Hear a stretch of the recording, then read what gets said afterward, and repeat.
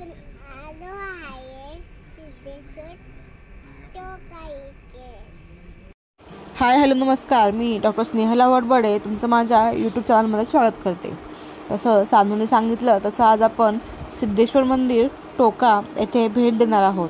आत्ता आपण अहिल्यानगर संभाजीनगर या हायवेवरती आहोत आणि तेथून आतमध्ये 1-2 किलोमीटर गेल्यावर लगेच जुनं कायगाव टोका येथे सिद्धेश्वर मंदिर आहे। या मंदिरास आपण भेट देणार आहोत। तर रस्त्यावरच आपल्याला प्रवरा संगम हे गाव लागतं। संगम म्हटल्यावर तेथे कोणत्या तरी नद्या ह्या एकत्र येतात। तसंच येथे नगर जिल्ह्यातून येणारी प्रवरा नदी व नाशिकवरून येणारी गोदावरी नदी यांचा संगम या प्रवरा संगम येथे होतो आणि या संगम तीरावर सिद्धेश्वर, घटेश्वर, मुक्तेश्वर ही मंदिरे आहेत। रामेश्वर हेही मंदिर आहे, पण ते कायगावच्या जवळ आहे। ही सगळीच मंदिरे अगदी पुरातन आहेत आणि उत्कृष्ट शिल्पकलेचा नमुनाही आहेत।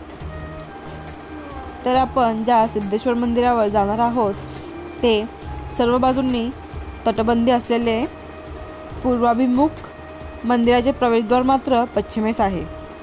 प्रवेशद्वारावर नगरखाना उभारलेला आहे।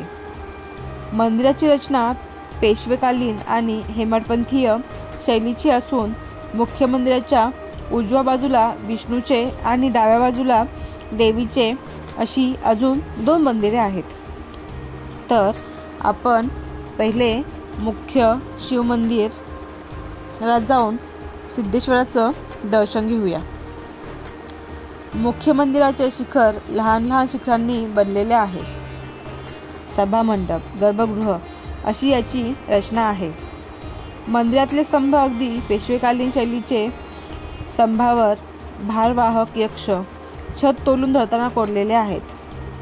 2200 वर्षापूर्वीच्या बौद्ध लेण्यांपासून चालत आलेली ही भारवाहक यक्षाची परंपरा पाहावयास मिळते। ब्राह्मणी लेण्यात हिंदू मंदिरात काही वेळा यक्षांची जागा यक्षिणी अथवा योगिनी घेताना दिसतात। सभामंडपातील नक्षीदार छतावर कृष्णाच्या विविध मूर्ती कोरलेल्या दिसतात। अर्थात सभामंडपातले कोरीव काम ही अतिशय आकर्षक आहे। मंदिराचे गर्भगृह मात्र प्रशस्त असून त्यामध्ये शिवलिंगाची स्थापना केलेली आहे। शिवमंदिरासमोर देखणा नंदी आहे, जो हुबेहूब भुलेश्वर नंदी सारखा दिसतो।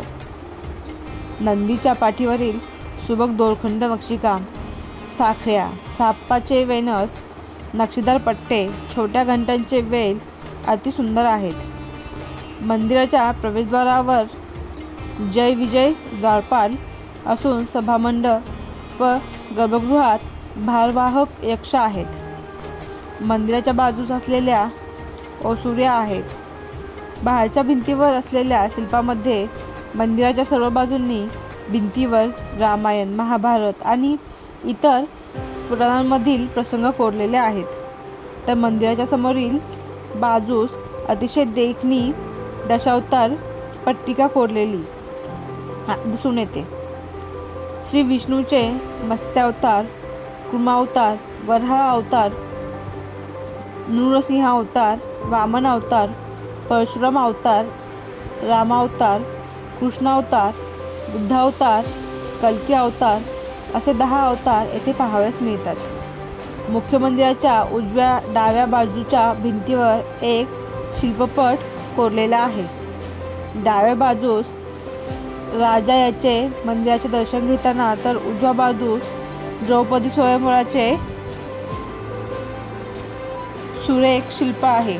या व्यतिरिक्त बाळकृष्णाचे गोकुळातील प्रसंग, कृष्णाच्या गोपिकांसोबतच्या लीला, अर्जुनाचे गर्वहरण, भीमाचे गर्वहरण, अशोकवनातील हनुमान सीता दर्शन भेट असे काही रोचक शिल्पे आहेत। इथल्या पट्टिकेवर स्त्रियांच्या विविध भावमुद्रा, नृत्यमुद्रा, टाळ, मृदुंग आदी वाद्ये वाजवताना, केशसंहार करताना आणि वीणा वाजवताना कोरलेले आहेत। मुख्य शिवमंदिराच्या उजव्या बाजूस असलेले विष्णू मंदिर आकाराने मुख्य मंदिरापेक्षा लहान असून त्यावर प्रत्येक दिशेला देवतांच्या सुबक मूर्त्या आहेत. पश्चिम दिशेचा स्वामी वरुण, त्याचे वाहन हत्ती, वरुणाचा पाश आणि त्याची गदा सुद्धा यात कोरलेले आहे. आग्नेय दिशेचा स्वामी अग्नी, त्याचे वाहन एरका आहे. दक्षिण दिशेचा स्वामी यम, त्याचे वाहन रेडा आहे. नैऋत्य दिशेचा स्वामी निवृत्ती हा मात्र क्रूर दाखवलेला असतो. हा बहुधा असुर होता. याचे प्रमुख शस्त्र खड्ग असून याने हातात शत्रूचे कापलेले मुंडके पकडलेले आहे. वायव्य दिशेचा स्वामी वायू हातात ध्वज घेऊन उभा आहे. त्याचे वाहन बहुधा बैल आहे.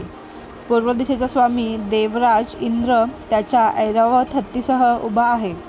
ईशान्य दिशेचा स्वामी ईशान अथवा रुद्र हत्ती, त्रिशूळ, डमरू, कमांडलू व नाग धारण करून वाहन नंदीसह उभा आहे.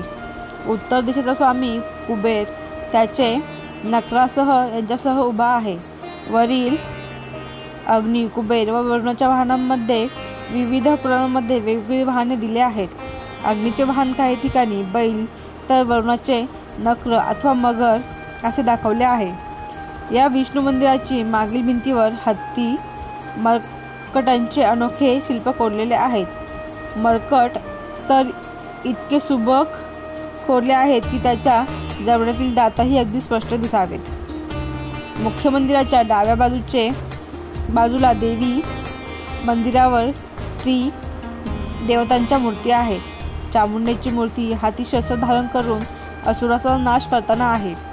वाराही मातृकांमधील एक माहेश्वरी शस्त्रे, त्रिशूळ, डमरू, खड्ग, वाहन नंदी, हाती कमंडलू धारण केलेली कौमारी एका हातावर बीजपूरक धारण केलेले आहे. नवनिर्माणाचे मांगल्याचे प्रतीक आहे. कमळावर बसलेली महालक्ष्मी, सिंह हे वाहन असलेली नरसिंही, हत्ती हे वाहन असलेली ऐंद्री अथवा इंद्राणी, गरुड वाहन असलेली वैष्णवी अशा वैविध्यपूर्ण सुबक मूर्ती आहेत. मंदिर कळस हत्ती व गुलाब पुष्पाच्या कलाकुसरींनी उत्कृष्ट उदाहरण आहे. आपण या रस्त्यावरून जात असताना आवर्जून या मंदिरास भेट द्यावी असे हे मंदिर आहे. किंवा आपण फक्त मंदिरही पाहायला या ठिकाणी जाऊ शकता व इतिहासाच्या पाऊलखुणा आणि सुबक शिल्पे येथे पाहू शकता.